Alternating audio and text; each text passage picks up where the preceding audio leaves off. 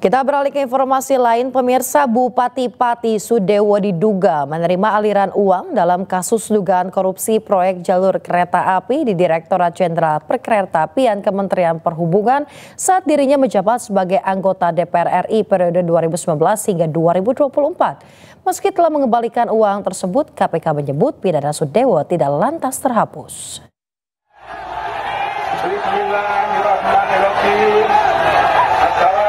Pemirsa, KPK membenarkan ada keterlibatan Bupati Pati Sudewo dalam proyek tersebut saat dirinya menjabat sebagai anggota DPR RI tahun 2019 hingga 2024. KPK menyebut Sudewo telah mengembalikan aliran uang yang diterimanya.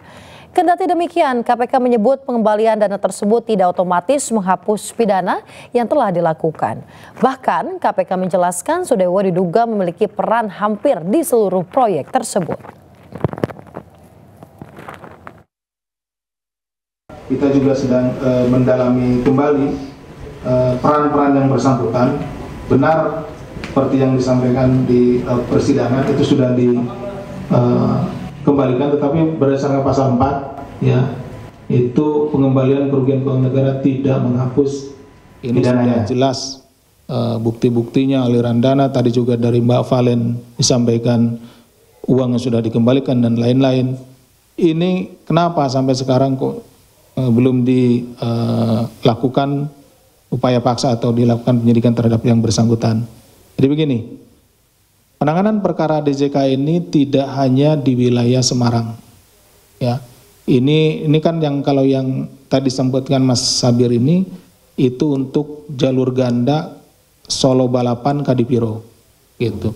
Ini ada juga di Jawa Barat, ada juga di Jakartanya, ada yang penggalan di Semarang ke sini, ke arah Tegal, kemudian ada juga di tempat yang lainnya. Ini belum selesai, dan yang bersangkutan yang kami duga gitu ya sejauh ini, perannya tidak hanya yang di Solo Balapan Kadipiro. Jadi kami juga masih menunggu karena ini harus secara lengkap gitu ya. Jadi yang bersangkutan itu tidak hanya di proyek yang itu, jadi di hampir seluruh. Sementara itu Bupati Pati telah mendapat teguran keras dari Partai Gerindra terkait dinamika yang terjadi di Pati. Hal itu diungkap oleh Ketua Fraksi Partai Gerindra sekaligus Wakil Ketua Umum Partai Gerindra Budi Satrio Jiwandono.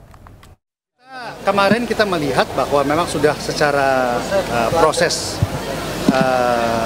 konstitusi sudah mulai berjalan, ya, kita memantau, kita mendengarkan, dan kita tentu turut prihatin atas sikap maupun kejadian telah terjadi. Namun beliau yang kami lihat juga telah meminta maaf, tetapi ya kita akan terus memantau dan menghormati proses apapun yang sedang berjalan. Kita doakan ya hal-hal seperti ini tidak akan terjadi. Ya, pejabat, pemimpin itu harus berbakti kepada rakyat, dan janganlah kita ini menunjukkan sikap kita yang tidak baik. Artinya belum ada mekanisme kepartaian ya, Mas? Beliau sudah diberi teguran yang keras, ya. Bapak Presiden juga sudah memberi perhatian, Sekretaris Jenderal DPP Partai Gerindra juga sudah memberikan teguran, dan kami akan terus mengawal dan memperbaiki, dan semoga ke depan itu akan bisa lebih baik, dan insya Allah semoga masyarakat Pati juga kekecewaan. Pemirsa, langkah Bupati Pati Sudewo yang mengumumkan kenaikan PBB P2 sebesar 250% mendapat teguran dari Pemprov Jawa Tengah. Gubernur Jawa Tengah Ahmad Lutfi menjelaskan Bupati Pati belum melakukan kajian sebelum menaikkan PBB P2. 12 April, Sekda Pati mengirimkan surat untuk verifikasi Pemprov. Tanggal 22 April di bawah Biro Hukum, kemudian kita undang Pemda Pati untuk rapat bersama. Kemudian rapat bersama sudah ditelurkanlah 3 aspek yang harus dipenuhi. Jadi 1, harus tunjuk pihak ketiga untuk melakukan asistensi atau kajian. Kemudian yang kedua, tidak membebani masyarakat. Yang ketiga, disesuaikan dengan kemampuan wilayah. Dan ini dalam 1 minggu harus dilaporkan. Yang sampai sekarang mungkin ya, dari kajiannya belum nyampe dan lain sebagainya. Dan ini menjadi teguran untuk Pemda Pati untuk tidak dilakukan kembali. Tetapi kan kemarin sudah ditarik ya, sudah dicabut. Tinggal kita. Upaya pemakzulan Bupati Pati juga mendapat sorotan dari Ketua DPD RI Sultan Najamuddin menilai bentuk kepemimpinan Bupati Sudewo kurang sensitif dalam menyikapi aspirasi masyarakat Pati. Saya lebih melihat Pati itu lebih kepada leadership dan gaya kepemimpinan aja sih. Jadi bagaimana leadership, gaya kepemimpinan dan komunikasi politik itu menjadi sangat penting.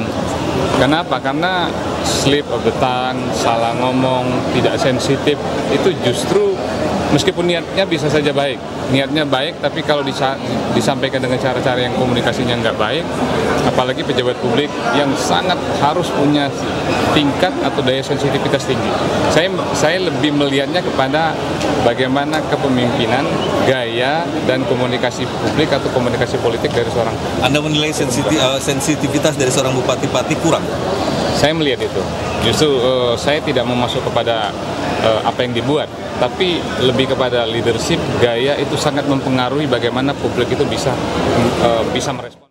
Pemirsa, 2 pelaku pencurian spesialis material bangunan di Kota Padang, Sumatera Barat diringkus tim Klewang Satreskrim Polresta Padang. Modus pelaku berkedok sebagai buruh harian lepas dan mengincar rumah yang masih dalam tahap pembangunan.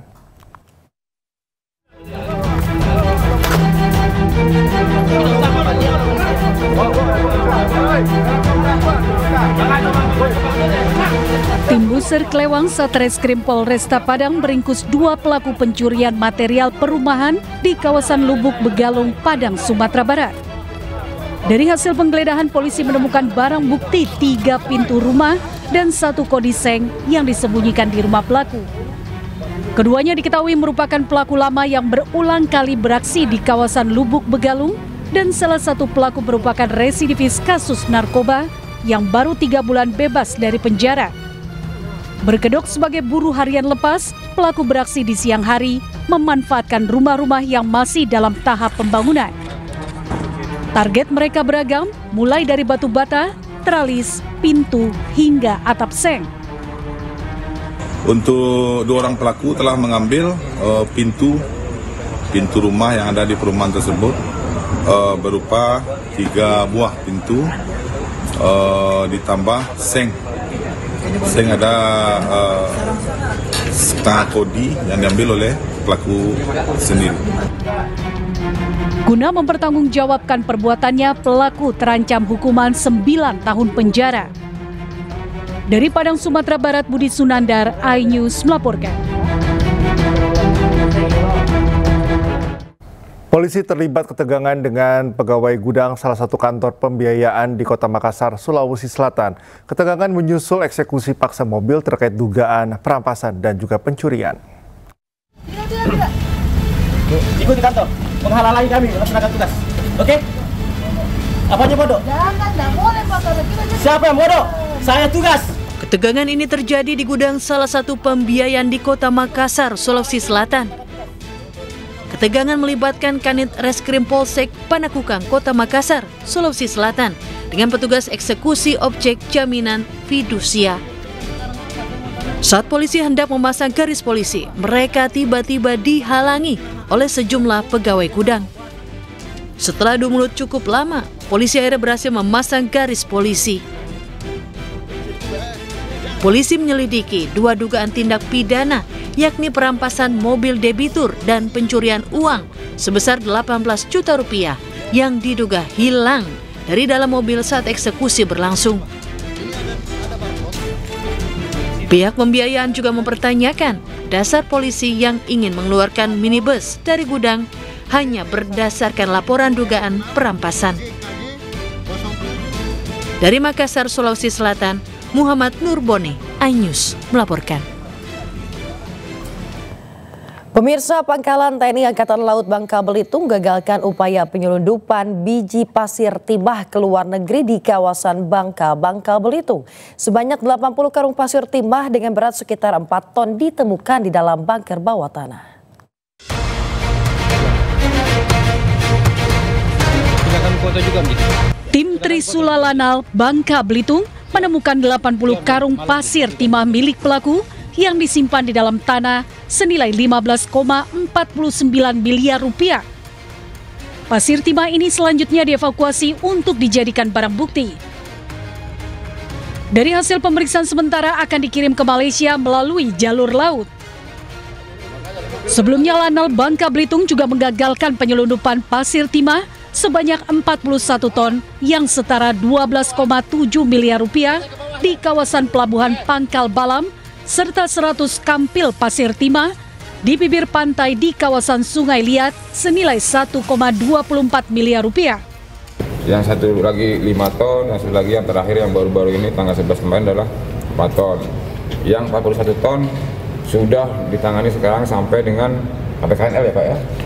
Proses PKNL nanti akan maju ke tahap lelang, ya itu yang pertama. Yang kedua yang 5 ton di sini udah ada penyidik PPNS Kementerian SDM. Hari ini kalau nggak paling lambat besok ya, besok akan diserah terimakan ya dengan penyidik SDM. Di penyidik SDM akan ditindak proses hukum lebih lanjut ya. Yang sementara yang 4 ton terakhir masih dalam penyelidikan Lanal Bangka Belitung. Seluruh barang bukti pasir timah kini masih dalam proses hukum. Dan pihak Lanatal akan mengalihkan perkara penyelundupan pasir timah ke penyidik Pegawai Negeri Sipil Kementerian ESDM. Dari Kabupaten Bangka, Provinsi Bangka Belitung, Muhammad Maulana, iNews melaporkan.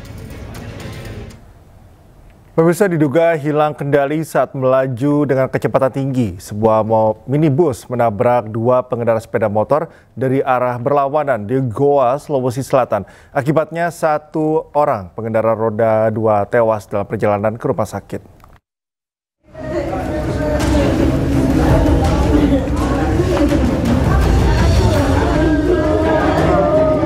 Tangis keluarga pecah saat jasad Dedi Suratman tiba di Rumah Sakit Umum Thalia Irham, Goa, Sulawesi Selatan. Korban tewas usai motor yang dikendarainya ditabrak minibus yang melaju kencang di Jalan Trans Sulawesi Poros Goa Takalar, Kabupaten Goa, Sulawesi Selatan. Selain menabrak motor Dedi, mobil juga menabrak sepeda motor lainnya yang melaju dari arah berlawanan hingga menyebabkan korban patah tulang. Menurut saksi, minibus menabrak saat berusaha mendahului mobil di depannya. Kecelakaan sebuah mobil bergerak dari arah selatan, mendahului mobil, kemudian ambil lajur kanan dan bertabrakan dengan 2 sepeda motor. Kini korban tewas telah diserahkan kepada keluarga dan langsung dibawa ke rumah duka di Kota Makassar. Sedangkan kasusnya ditangani unit Gakum Satlantas Polres Goa, Sulawesi Selatan. Dari Kabupaten Goa, Sulawesi Selatan, Bukma, iNews melaporkan. Pemirsa, sebuah truk bermuatan tepung terigu terperosok ke dalam saluran air saat melintas di kawasan Duri Kosambi, Cengkareng, Jakarta Barat. Akibatnya truk oleng menimpa warung dan sepeda motor yang ada di pinggir jalan.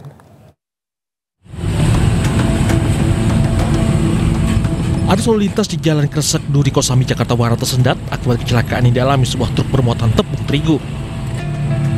Truk terperosok dalam saluran air menyebabkan kendaraan oleng dan menimpa warung serta sepeda motor. Peristiwa bermula saat truk bermuatan tepung terigu melintas di lokasi ini dan dari arah berlawanan datang truk lain. Karena kondisi jalan sempit, truk menepi ke bahu jalan namun menyerempet warung hingga terperosok dalam saluran air. Saat bersamaan, pemotor yang ada di bahu jalan sempat tertimpa truk namun berhasil menyelamatkan diri. Terpal-terpalnya itu udah melembar kemana-mana. Gak nyangkut sama motor, gak nyangkut sama apa. Memang itu udah jeblos, udah overload, beban. Udah jatuh semua, limpah semuanya ke sini. Nah, motornya ke dalam toko sembako ini, warung. Ketiban, Pak. Ada korban jiwa dalam peristiwa ini. Kasus kecelakaan ditangani unit Laka Lantas Jakarta Barat. Dari Jakarta, Mitol Gani melaporkan. Kita ke informasi lainnya, pemirsa. KPK melakukan penggeledahan di rumah mantan Menteri Agama Yakut Khalil Qomas di kawasan Jakarta Timur. Selain Yakut, KPK juga menggeledah sebuah rumah milik seorang ASN di Kementerian Agama.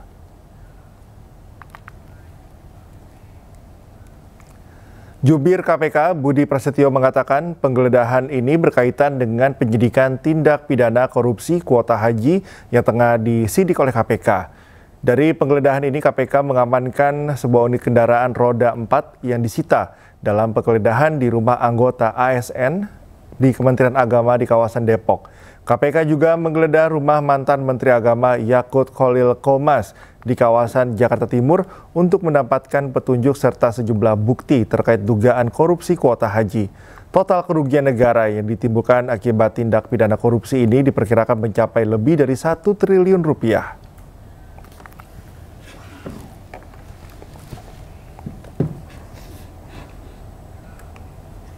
Pemirsa, ratusan pekerja migran ilegal Indonesia tiba di tanah air usai dideportasi oleh pemerintahan Malaysia. Sebelumnya mereka nekat berangkat ke Malaysia tanpa prosedur resmi karena tergiur iming-iming gaji tinggi.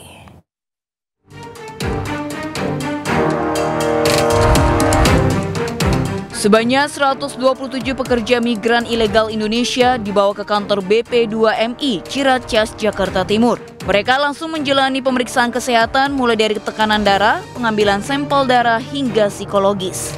Sebelumnya, ratusan pekerja migran ini dideportasi oleh pemerintah Malaysia setelah terjaring razia. Mereka kedapatan berangkat ke Malaysia untuk bekerja dengan cara non-prosedural. Mereka diduga tergiur iming-iming calo yang menjanjikan upah yang besar. Dari 127 orang ini, sebagian besar berasal dari wilayah Jawa Timur. Dari Jakarta, Rio Manik, iNews melaporkan. Satgas Damai Kartens menangkap anggota kelompok kriminal bersenjata atas nama Konara Enumbi yang buron dalam kasus penembakan anggota Polri Brigpol Ronald Enoch.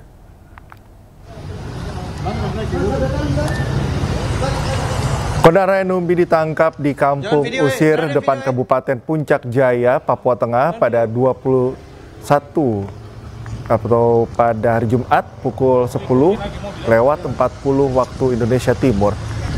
Konara Enumbi merupakan bagian dari pasukan KKB Yambi di bawah pimpinan Pengamati Enumbi selaku Panglima Kodam Yambi. Ia diduga kuat terlibat langsung dalam pembunuhan Brigpol Ronald Enoch di Kampung 55, Distrik Pagaleme, Kabupaten Puncak Jaya pada tanggal 21 Januari. Saat ini tersangka telah dibawa ke Polres Puncak Jaya untuk pemeriksaan lebih lanjut.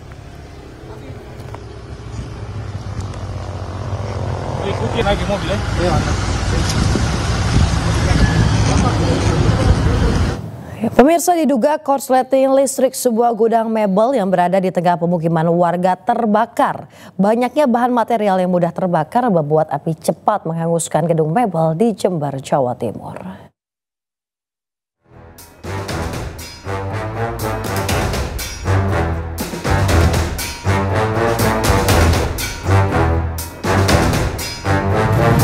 Kobaran api membumbung tinggi dan meluluh lantakkan isi gudang mebel di Jalan Mawar, Kecamatan Balung, Jember, Jawa Timur. Api dengan cepat membakar isi gudang hingga membuat warga berhamburan dan berupaya padamkan api dengan alat seadanya.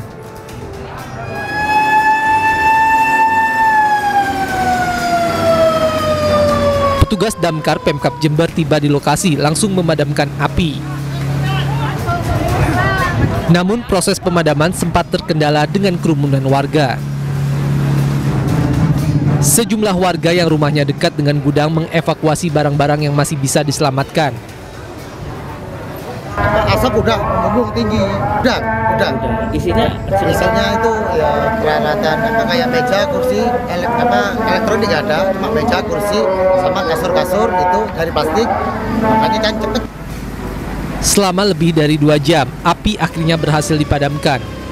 Dugaan sementara kebakaran akibat hubungan pendek arus listrik. Kalau dari penyebab yang pasti belum, tapi kita duga itu antara hubungan arus pendek dan ini kan gudang ini atapnya tank. Terus sirkulasinya kurang dimungkinkan, panas di dalam gudang itu terlalu tinggi sehingga membakar kebetulan yang ada di dalam gudang itu plastik. Tidak ada korban jiwa dalam peristiwa ini, namun kerugian ditaksir mencapai ratusan juta rupiah. Dari Jember, Jawa Timur, Babang Sugiarto, iNews melaporkan. Keinformasi berikutnya, unjuk rasa protes penutupan 40 dapur makan bergizi gratis di depan kantor DPRD Sulawesi Selatan ricuh.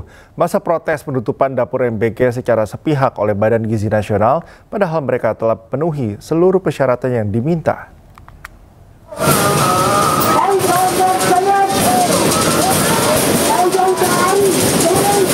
Unjuk rasa puluhan mitra dapur Badan Gizi Nasional dan tim advokasi HMI di depan kantor DPRD Sulawesi Selatan diwarnai kericuhan. Kericuhan bermula saat pengunjuk berupaya masuk ke dalam gedung DPRD Sulawesi Selatan yang dijaga puluhan polisi dan Satpol PP. Mereka akhirnya memaksa masuk dengan cara mendobrak dan menendang pintu gerbang. Mereka memprotes kebijakan Badan Gizi Nasional Sulawesi Selatan yang secara sepihak menutup 40 dapur BGN. Padahal mereka telah membangun sarana prasarana yang dinyatakan memenuhi syarat sebagai dapur makan bergizi gratis. Akibat penutupan ini, 40 vendor mitra dapur BGN mengaku rugi. Seakan-akan kami tidak dihiraukan oleh Badan Gizi Nasional.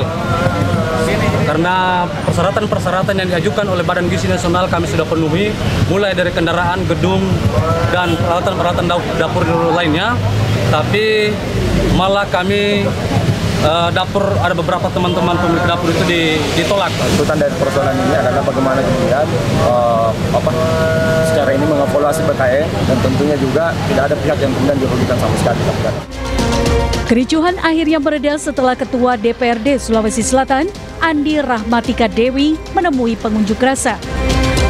Ia pun berjanji akan mengundang para mitra dapur MBG dalam rapat dengar pendapat bersama perwakilan Pemprov. Dari Makassar, Sulawesi Selatan, Fadli Fado, iNews melaporkan. Pemirsa, seorang pria dianiaya pria lain di Palembang, Sumatera Selatan hanya karena datang ke rumah mantan kekasihnya. Korban mengalami luka di kepala gara-gara pelaku terbakar api cemburu.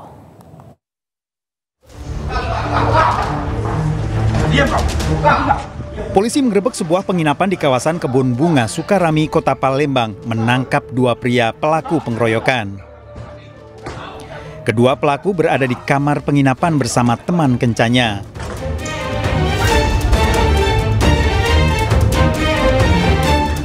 Penangkapan ini setelah polisi melakukan pengembangan barang bukti senjata tajam yang digunakan pelaku untuk menganiaya korban. Kepala korban terluka, sementara telinganya nyaris putus dan kini dalam perawatan di rumah sakit. Pelaku menganiaya korban karena datang ke rumah mantan kekasih pelaku di Jalan Perindustrian 2. Nggak ingat lagi ya. Terus kena di bagian mana?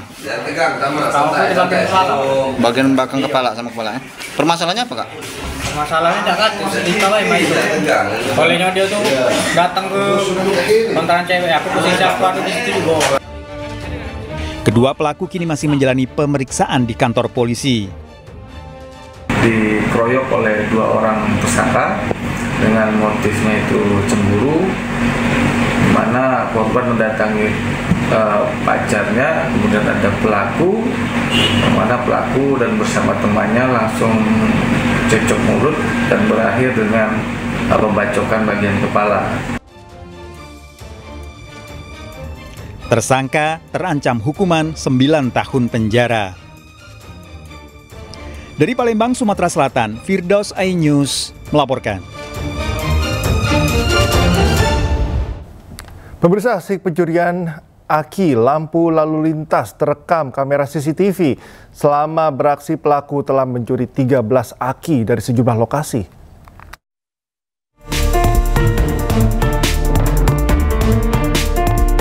Inilah rekaman kamera pengawas saat pelaku mencuri aki lampu lalu lintas di Kota Muara Tewe, Kabupaten Barito Utara, Kalimantan Tengah. Aksi terjadi tengah malam saat situasi jalanan sepi. Tanpa ragu, pelaku memanjat lampu lalu lintas dan mencuri aki di dalamnya.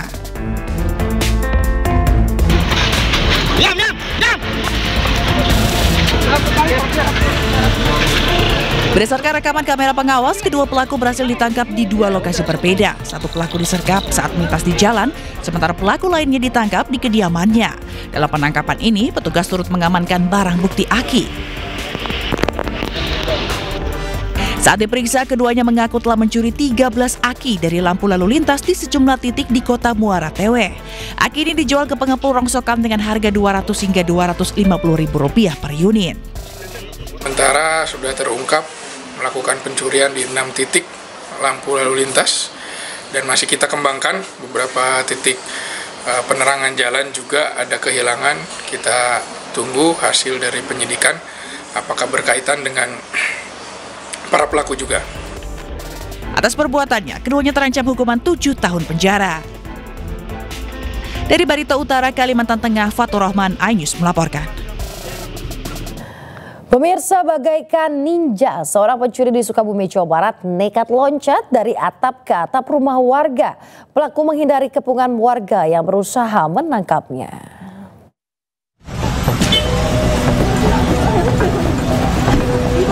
Viral di media sosial, aksi seorang pria saat meloncat dari atap ke atap rumah warga untuk menghindari tangkapan warga yang sudah mengepungnya di kota Sukabumi, Jawa Barat. Namun tak berselang lama, pria tersebut akhirnya berhasil ditangkap petugas kepolisian dan Babinsa. Sebelumnya warga sempat melihat pria tersebut mondar-mandir di sekitar lokasi hingga akhirnya berada di atap rumah. Untuk menghindari massa yang sudah kesal, pemuda yang diketahui berinisial AAJ ini dibawa petugas ke unit Reskrim Polsek Cikole untuk dilakukan pemeriksaan lebih lanjut. Ketenteng di sini ya, pas saya pulang gitu kan dia lewat sini, terus saya naik ke lantai di situ, ya saya bilangin maksudnya suruh turun, dan itu dia tadi ya loncat lah ke bawah gitu kan, dan saya kesini manggil buat yang punya rumah minjem kunci kan, katanya nungguin belum datang, ya orang-orang udah pada ngumpul, terus aparat datang, udah datang, dia naik lagi ke sini nih, jalan terus kepleset di bawah, jatuh ke bawah. Sebelum diketahui motif pelaku naik ke atap rumah warga karena tidak dilaporkan adanya kehilangan dari rumah tersebut. Saat ini kasus tersebut masih dalam penyelidikan unit Reskrim Polsek Cikole. Dari Sukabumi, Jawa Barat, Budi Setiawan, iNews melaporkan.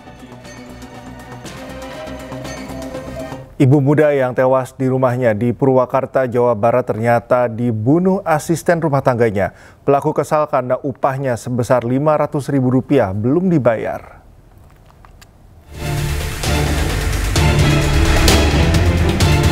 Polisi mengungkap kasus pembunuhan Dea Permata Karisma 27 tahun di Desa Jati Mekar, Purwakarta, Jawa Barat.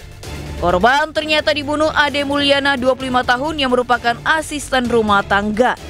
Ia menganiaya korban dengan palu berulang kali hingga tewas. Selain menangkap pelaku, polisi juga menyita barang bukti 1 buah palu, pakaian, 2 handphone, dan sebuah sepeda motor. Kepada polisi, pelaku mengaku sakit hati dengan korban karena upahnya sebesar Rp500.000 tidak dibayar korban meski sudah ditagih berulang kali. Yaitu tersangka kesal dan sakit hati oleh korban karena gaji tidak dibayarkan. Dan apabila ada motif-motif lain masih dalam pendalaman. Hingga kini pihaknya masih menyelidiki kemungkinan motif lain sehingga pelaku tega membunuh korban. Sementara untuk mempertanggungjawabkan perbuatannya, pelaku kini ditahan anggota Polres Purwakarta untuk menjalani proses hukum. Dari Purwakarta, Jawa Barat, Irwan, iNews melaporkan. Pemirsa, pembunuhan seorang wanita yang jasadnya ditemukan di hutan jati di Ponorogo, Jawa Timur akhirnya terungkap. Pelaku pembunuhan ternyata suami korban. Keduanya padahal baru menikah selama 2 bulan.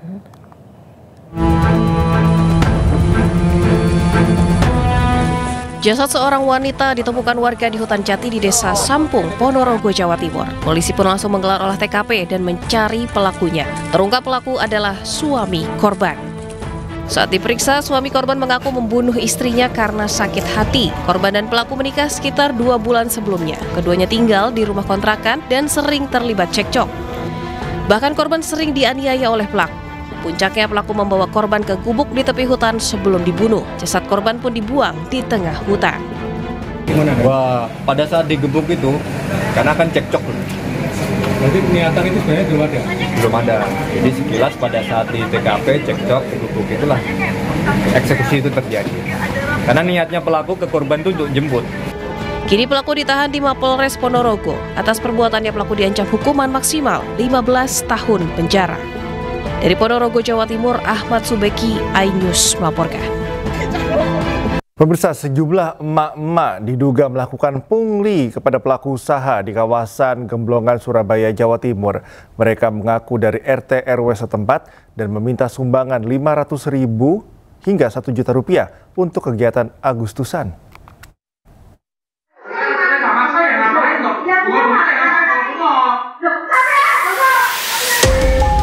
Cek mulut.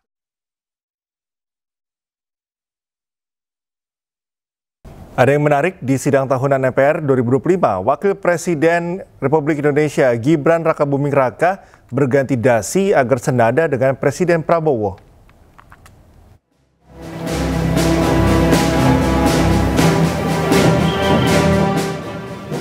Wakil Presiden Gibran Rakabuming Raka tiba di Gedung Nusantara mengenakan dasi warna merah Jumat pagi.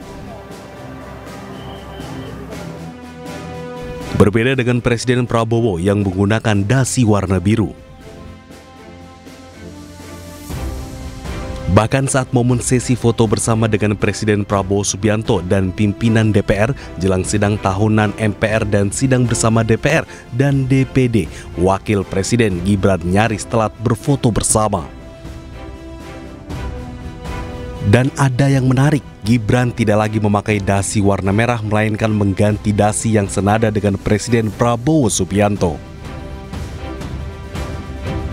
Presiden Prabowo Subianto dan Wakil Presiden Gibran Rakabuming Raka kemudian memasuki ruang sidang usai sesi berfoto. Dalam agenda sidang tahunan MPR ini, Prabowo menyampaikan pidato kenegaraan antara lain terkait hasil kinerja pemerintah selama 300 hari sejak ia dilantik pada Oktober 2024. Tim Liputan iNews melaporkan. Pemirsa, Presiden Prabowo Subianto sampaikan pidato nota keuangan dan RAPBN 2026. Presiden mengatakan program unggulan pemerintah telah dirasakan manfaatnya oleh jutaan rakyat Indonesia. Bersama pimpinan DPR telah. Pemirsa, hal tersebut disampaikan dalam pidato nota keuangan Prabowo Subianto pada Jumat siang. Presiden mengalokasikan anggaran untuk program makan bergizi gratis hingga Rp335 triliun di tahun 2026. Prabowo pun mengatakan hingga saat ini jumlah penerima program MBG mencapai 20 juta orang. Program unggulan lain seperti cek kesehatan gratis, revitalisasi sekolah dan sekolah rakyat juga dirasakan manfaatnya oleh jutaan rakyat Indonesia. Makan bergizi gratis hari ini telah mencapai 20 juta penerima manfaat. Cek kesehatan gratis sudah mencapai lebih dari 17 juta penerima manfaat. Revitalisasi sekolah sudah sampai lebih dari 13.000 sekolah dan madrasah. Sekolah rakyat sudah mencapai 100. Pembentukan koperasi desa dan kelurahan Merah Putih telah dimulai tahun ini. 80.000 koperasi telah dibentuk.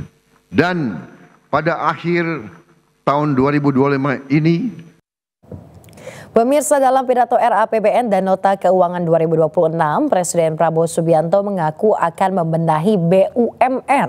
Hal ini langsung mendapatkan standing applause dari seluruh anggota DPR dan juga tamu undangan. Saudara sekalian, aset yang dimiliki bangsa Indonesia yang berada di BUMN kita, asetnya adalah senilai lebih dari 1.000 triliun US dollar. harusnya BUMN itu menyumbang kepada kita minimal 50 miliar dolar. Kalau 50 miliar dolar, APBN kita tidak defisit, saudara sekalian.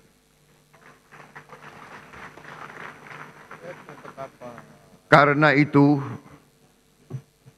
saya memberi tugas kepada Badan Pengelola Investasi Danantara Indonesia untuk membereskan BUMN kita.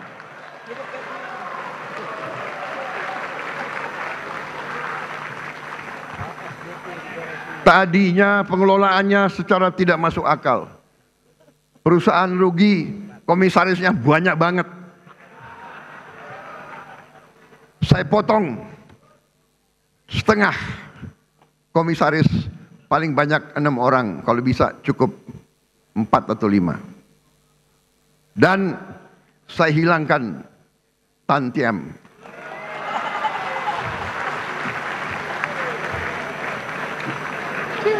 Saya pun tidak mengerti apa arti tantiam itu. Itu akal-akalan mereka saja. Dia memilih istilah asing supaya kita tidak mengerti apa itu tantian.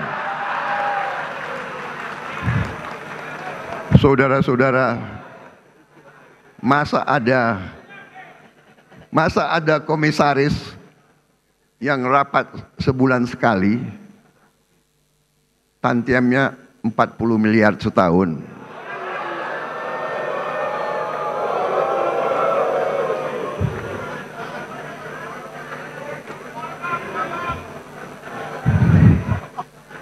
Saya juga telah perintahkan ke Danantara, direksi pun tidak perlu tantiam kalau rugi.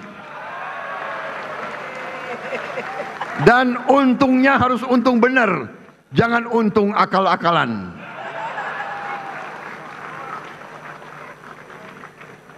Kita sudah lama jadi orang Indonesia.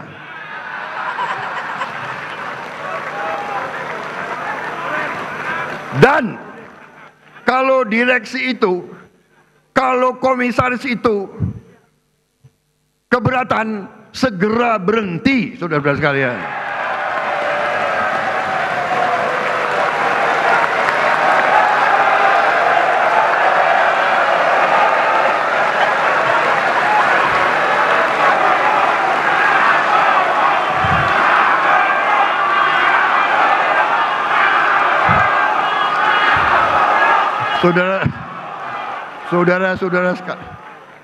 Saudara-saudara sekalian, pemilu masih lama.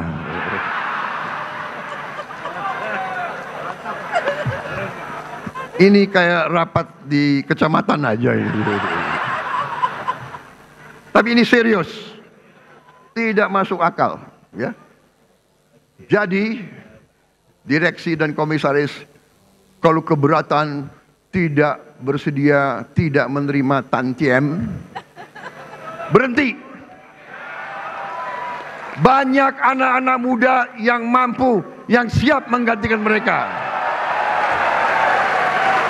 Anda kembali di Anyus Pagi pemirsa. Presiden Prabowo Subianto pada Jumat pagi menyampaikan pidato kenegaraan di sidang tahunan, memaparkan pencapaian hasil kinerja selama 10 bulan terakhir.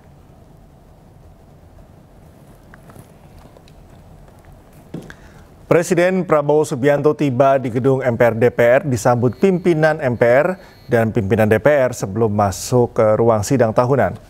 Dalam pidato kenegaraan, Presiden Prabowo menyampaikan hasil kinerja pemerintahan selama 300 hari atau 10 bulan usai pelantikan pada Oktober 2024 lalu. Bagaimana negara itu bisa menguasai dan mengelola kekayaan. Karena itu kita harus berani koreksi apabila kita telah. Sidang tahunan MPR juga turut mengundang Presiden dan Wakil Presiden terdahulu. Presiden ke-7 Joko Widodo hadir, sementara Presiden ke-5 Megawati Soekarno Putri absen.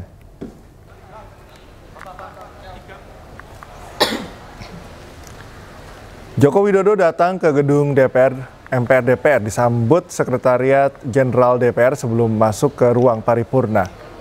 Joko Widodo duduk bersama Presiden dan Wakil Presiden terdahulu, diantaranya Wakil Presiden era Soeharto Trisutrisno, Presiden ke-6 Susilo Bambang Yudhoyono, Wakil Presiden ke-10 dan 12 pemirsa Yusuf Kala, kemudian Wakil Presiden ke-11 Budiono, dan Wakil Presiden ke-13 Ma'ruf Amin. Belum diketahui alasan Presiden ke-5 Megawati Soekarnoputri berhalangan hadir pada sidang tahunan ini.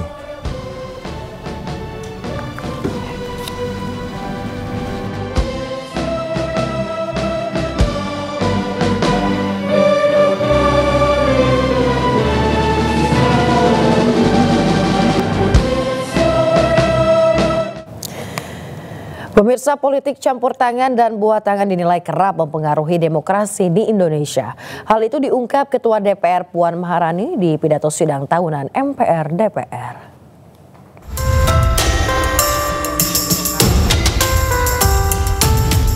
Ketua DPR RI Puan Maharani mengatakan, sistem demokrasi di Indonesia sering ditentukan oleh politik campur tangan dan buah tangan. Hal itu ia sampaikan saat memberikan pidato pada sidang tahunan DPR MPR di Senayan, Jumat pagi. Puan juga mengatakan, tidak semua orang memiliki kemampuan untuk campur tangan dan memberikan buah tangan dalam menentukan arah demokrasi. Beberapa di antaranya menyampaikan kritik dengan cara yang berbeda. Saat ini, demokrasi dalam pemilu kita selain ditentukan oleh garis tangan, juga sering dipengaruhi oleh campur tangan dan buah tangan. Kita semua memiliki garis tangan, nasib dan kesempatan yang diberikan oleh Allah Subhanahu wa Ta'ala, Tuhan yang Maha Esa. Tetapi tidak semua dari kita memiliki kemampuan yang sama untuk ikut campur dan memberikan buah tangan dalam menentukan arah demokrasi, berkumpul, menyatakan pendapat dan menyampaikan kritik. Kini kritik rakyat hadir dalam berbagai bentuk yang kreatif dan memanfaatkan kemajuan teknologi, khususnya media sosial sebagai corong suara publik.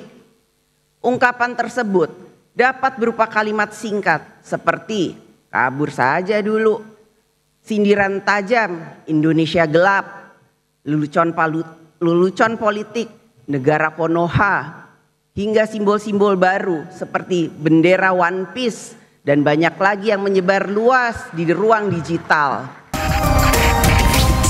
Puan menilai fenomena tersebut adalah bentuk kritik masyarakat pada pemerintah yang lahir dari keresahan pada situasi yang ada saat ini. Dari Jakarta, Tim Liputan iNews melaporkan. Pemirsa, Presiden Prabowo Subianto akan menyikat habis orang besar dan para jenderal yang menjadi backing tambang ilegal. Peringatan keras ini disampaikan saat Prabowo pidato kenegaraan di gedung DPR MPR. Presiden Prabowo Subianto memperingatkan seluruh jenderal hingga mantan jenderal yang diduga membackingi aktivitas tambang ilegal di Indonesia. Prabowo tak gentar dan akan menyikat habis aktivitas tambang ilegal siapapun yang membackingi. Tak hanya itu, aktivitas pertambangan yang melanggar aturan juga akan ditertibkan. Dan saya beri peringatan, apakah ada orang-orang besar, orang-orang kuat, jenderal-jenderal dari manapun, apakah jenderal dari TNI atau jenderal dari polisi, atau mantan jenderal,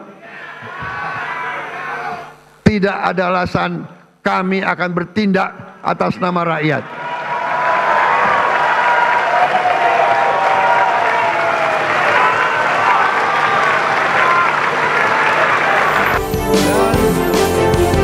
Presiden telah mendapatkan laporan dari aparat keamanan bahwa ada sekitar 1063 tambang ilegal yang saat ini masih beroperasi.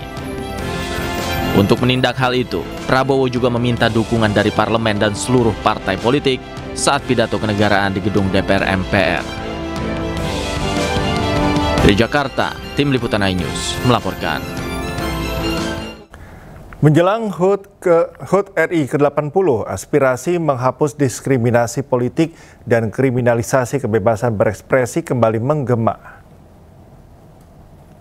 Jadi setiap sore kita... Presiden Prabowo didesak menerbitkan amnesti, abolisi, hingga rehabilitasi kepada tahanan narapidana, mantan tahanan dan mantan narapidana berlatar belakang politik di masa kekuasaan Jokowi. Desakan ini disampaikan Koordinator Eksekutif Jaringan Aktivis Kemanusiaan Internasional atau JAKI di Jakarta Jumat siang. Menurut Yudi, langkah pengampunan politik dinilai sebagai momentum memulihkan hubungan negara dengan rakyat demi persatuan nasional di momen HUT ke-80 RI tahun 2025 ini. Bicara itu adalah bagian dari pemulihan keadilan antara negara dan rakyat, di mana sebelumnya terjadi polarisasi antara kekuasaan negara yang pada saat itu dipegang oleh Jokowi dan sekarang kekuasaan negara itu adalah dipimpin oleh Pak Prabowo, dan itu bisa terselesaikan mudah-mudahan dengan ini. Mudah-mudahan bisa terselesaikan dan terjadilah satu perdamaian dan persatuan nasional antara negara dan rakyat. Kemudian pembangunan yang dilakukan oleh Pak Prabowo juga bisa sustain. Komedian Nina Carolina atau lebih dikenal dengan Empo Alpa meninggal dunia setelah 3 tahun berjuang melawan penyakit kanker. Kabar duka berpulangnya Empo Alpa disampaikan pertama kali oleh Raffi Ahmad dan Irfan Hakim.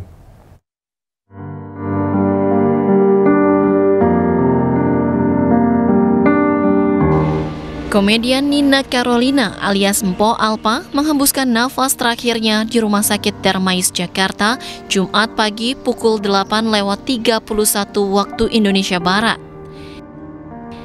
Jenazah Empo Alpa kemudian dibawa ke rumah duka di kawasan Ciganjur, Jakarta Selatan.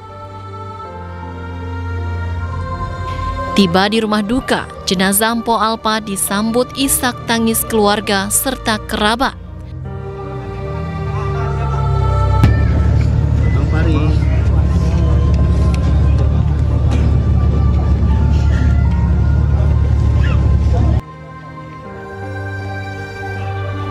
Kabar duka berpulangnya Empo Alpa disampaikan pertama kali oleh Raffi Ahmad dan Irfan Hakim dalam sebuah acara di salah satu stasiun televisi swasta.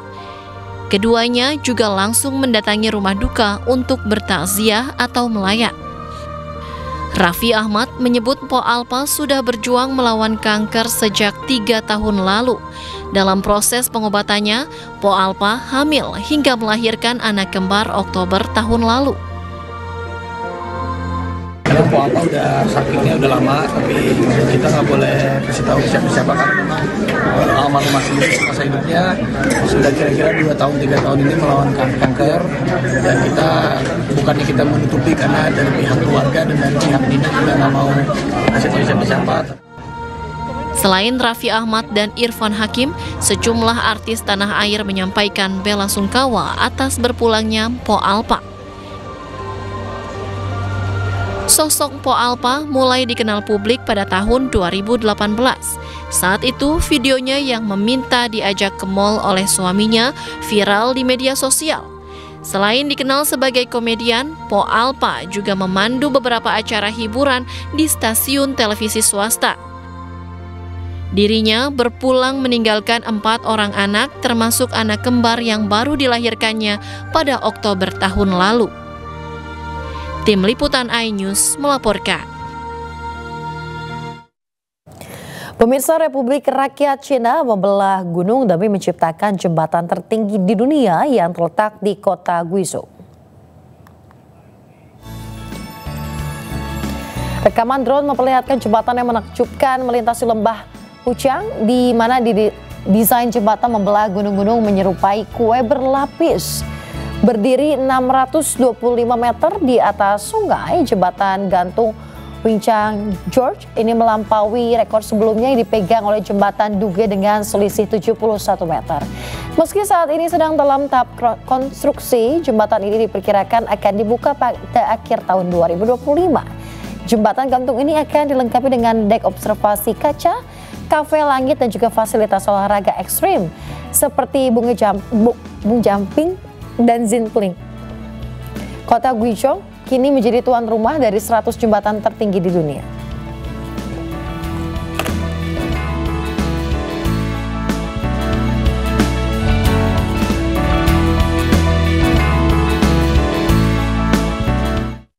Anda kembali di iNews Pagi. Pemirsa, Satgas Damai Kartens menangkap anggota kelompok kriminal bersenjata atas nama Konara Enumbi yang buron dalam kasus penembakan anggota polisi Brimob Ronald Eno.